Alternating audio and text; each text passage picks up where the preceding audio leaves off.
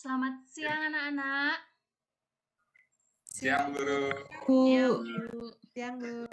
Oke, pada hari ini Ibu mau memberikan layanan klasikal kepada anak-anak. Tapi sebelum Ibu mulai dengan memberikan layanan klasikal, kita berdoa terlebih dahulu ya, agar kegiatan yang kita lakukan sekarang ini bisa berjalan lancar. Oke, berdoa mulai. Berdoa selesai. Bagaimana kabarnya hari ini anak-anak? Baik, Bu. Semuanya baik-baik saja? Ya, Bu. Ya, Bu. Sepertinya ada yang lemas. Ayo, suara Ningsih, lemas ya? Kurang semangat? Oke, kalau semua ada yang masih lemas atau kurang semangat, kita ice breaking dulu deh. Kita bermain dulu. Mau? Mau, Bu. Ya, Oke. Ice breaking kita hari ini panjang pendek. Ngerti?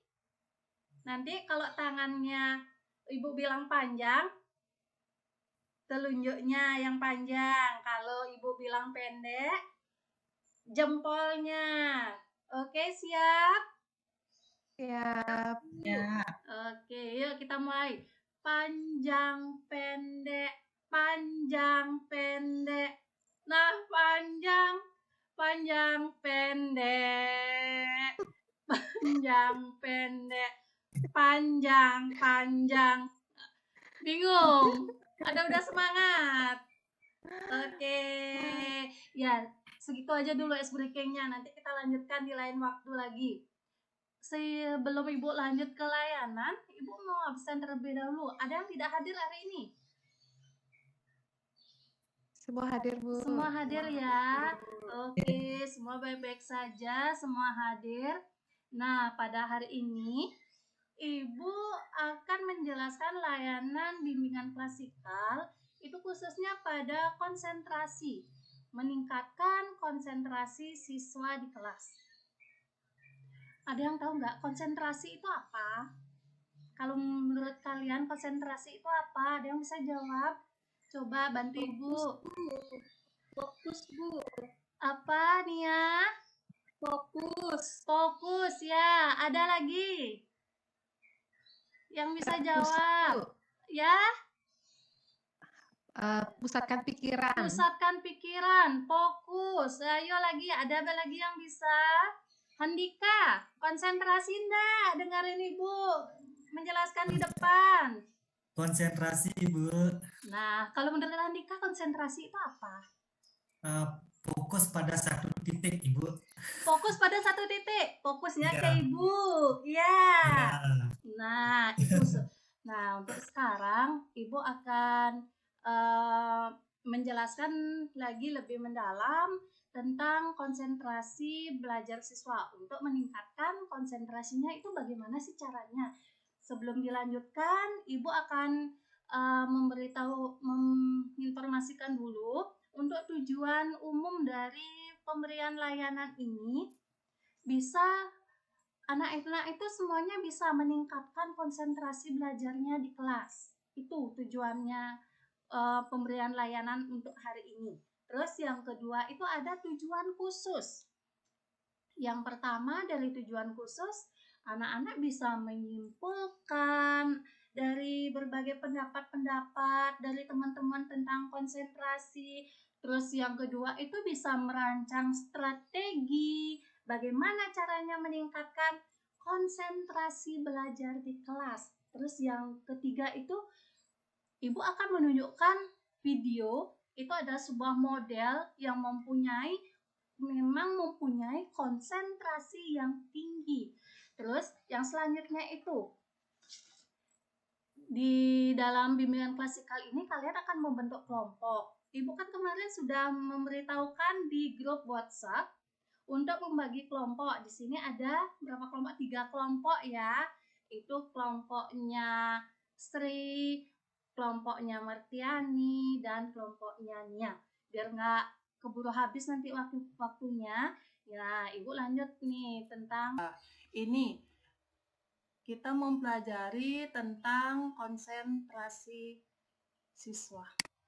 Penting nggak sih menurut kalian itu konsentrasi dalam belajar? Penting ya, penting. Terus di sini ada nanti Ibu menjelaskan tentang definisinya. Ibu mengambil definisi menurut Makmun. Pada tahun 2003, konsentrasi belajar itu dilakukan oleh siswa yang memiliki beberapa indikator. Itu yang pertama itu konsentrasi, yang kedua itu sambutan lisan atau verbal respon. Yang ketiga itu memberikan pernyataan. Yang keempat bisa menjawab. Terus yang terakhir itu sambutan psikomotorik. Terus ini ada nih faktor pendukung dan faktor penghambat dalam konsentrasi belajar. Nah, dari faktor pendukung dan faktor penghambat itu ada dari faktor internal dan faktor eksternal. Yang penghambatnya juga ada faktor internal dan faktor eksternalnya. Terus ini bagaimana sih upaya untuk meningkatkan konsentrasi? Konsentrasi siswa dalam belajar itu harus dijaga agar tidak menurun. Oleh sebab itu, guru pintar harus tahu apa strategi yang kita berikan untuk siswanya agar siswa itu tidak mempunyai konsentrasi yang rendah. Di sini ada bagaimana sih caranya untuk meningkatkan konsentrasi itu. Yang pertama, waktu bermain HP, tolong jangan terlalu banyak untuk bermain HP. Terus yang selanjutnya itu jaga pola tidurnya, kualitas tidurnya. Terus suasana belajar yang tidak kondusif, rasa tidak suka pada pelajaran itu dihilangkan ya. Nah, untuk sekarang Ibu akan tayangkan video yang bisa meningkatkan konsentrasi kalian itu. Ini adalah sebuah contoh video. Sebuah contoh video yang memang mempunyai konsentrasi belajar yang bagus.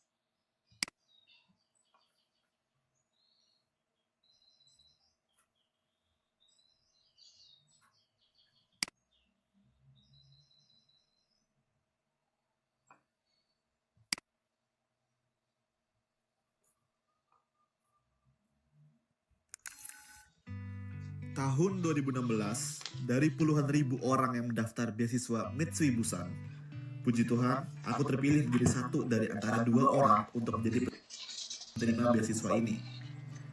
September 2016, aku dan temanku, Imam, sampai di Jepang, tepatnya di Bandara Haneda untuk yang pertama kalinya. 1,5 tahun bersekolah di sekolah bahasa Jepang, aku mati-matian belajar bahasa Jepang, matematika, fisika, kimia, lalu akhirnya lolos ke Waseda University. 4 tahun belajar sambil bikin konten di Waseda University. Akhirnya aku lulus, dan tanpa terasa 5,5 tahun sudah berlalu. Aku harus berpisah dengan beasiswa yang mengubah hidup.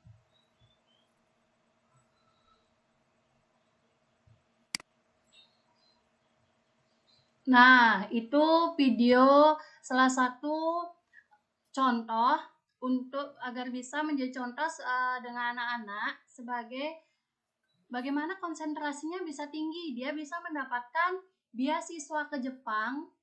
Jeromi itu adalah dia hidup di kalangan keluarga yang ekonominya menengah ke bawah, tetapi dia karena memang konsentrasinya tinggi, dia bisa mendapatkan beasiswa ke Jepang.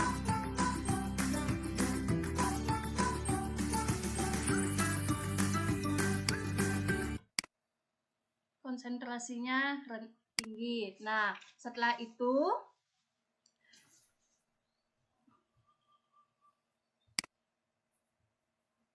dari semua itu, Ibu harapkan nanti kalian itu bisa memahami bagaimana mendefinisikan tentang konsentrasi belajar, terus bagaimana upaya meningkatkan konsentrasi belajar, faktor penghambat dan pendukungnya. Nah, kalian tolong kerjakan dengan kelompoknya. Ibu kan sudah membagikan kelompok kemarin. Ibu kasih waktu 10 menit untuk mengerjakan. Nanti masing-masing kelompok bisa mempresentasikan hasil LKPD dari yang Ibu berikan tadi. Oke, 10 menit Ibu kasih waktu. Sudah? Nah, untuk yang pertama, dari kelompoknya siapa nih yang mau pertama? Yang bisa mendefinisikan konsentrasi. Mungkin kelompoknya Martiani bisa? Ya, saya, Bu. Ya, coba bagaimana definisi dari konsentrasi?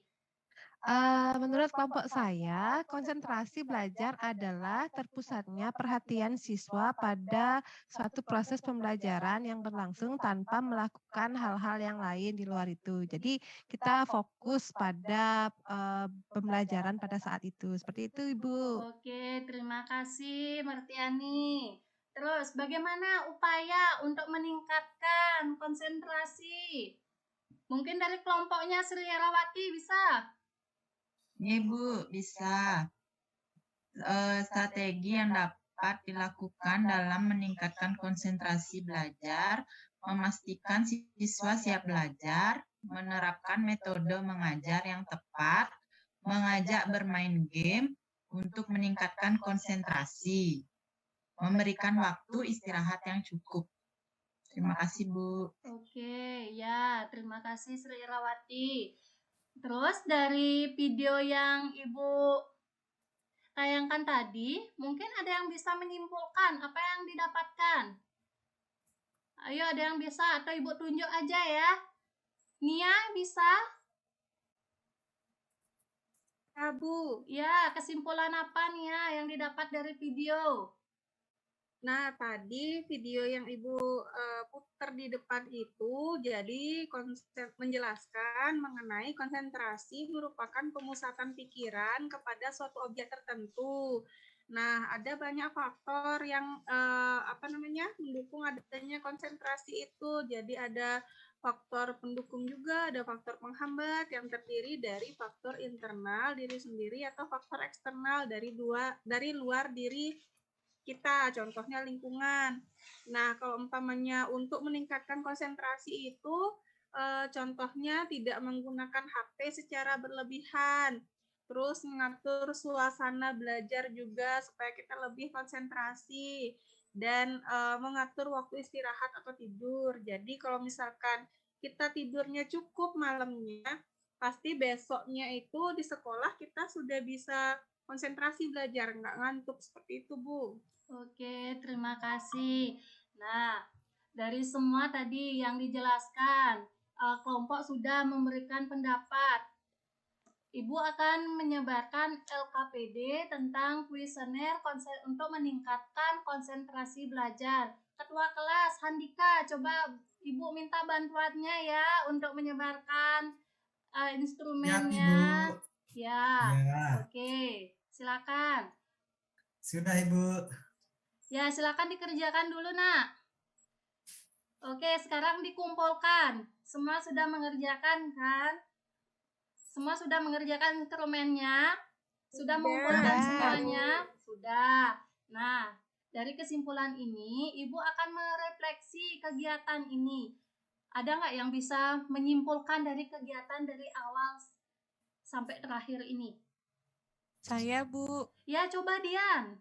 Bisa menyimpulkan. Ya, Bu, saya akan menyimpulkan kegiatan kelas klasikal kita hari ini mengenai konsentrasi, di Ya. mana konsentrasi merupakan pemusatan pikiran kepada suatu objek tertentu. Nah, konsentrasi itu juga ada faktor pendukung dan penghambatnya, Bu. Yang pertama yaitu faktor internal dari dalam diri kita sendiri. Yang kedua yaitu dari faktor eksternal dari luar diri kita sendiri, itu dari lingkungan, bisa dari keluarga, dari teman-teman di lingkungan sekitar rumah, dan dari teman-teman di sekolah juga bisa. Nah, yang terakhir yaitu bagaimana cara kita meningkatkan konsentrasi. Yang pertama, tidak menggunakan HP berlebihan, misalkan membuka sosial media, bermain TikTok, dan yang lain sebagainya. Terus suasana belajar itu kita harus mampu menciptakan suasana belajar yang nyaman agar konsentrasi kita dapat dapat berkembang dengan baik. Terus atur waktu tidur. Nah, di sini dimaksudkan adalah kita jangan tidur terlalu malam, karena kalau kita terlalu malam tidur kan besoknya itu bangunnya itu harus pagi-pagi, terus berangkat ke sekolah, nanti sampai di sekolah bisa ngantuk, jadi tidak konsentrasi mendengar Bapak Ibu guru menjelaskan materi yang diberikan. Bisa-bisa nanti nilai kita juga turun dan mengerjakan tugas juga sering terlambat. Seperti itu, Bu. Oke, terima kasih. Sudah lengkap sekali itu kesimpulan dari Dian Utari. Nah, itu layanan klasikal tentang meningkatkan konsentrasi belajar siswa. Untuk hari ini Ibu cukupkan dulu untuk memberikan layanannya karena sudah waktu. Nanti kita ketemu minggu depan. Oke, terima kasih waktunya anak-anak. Sampai jumpa minggu depan.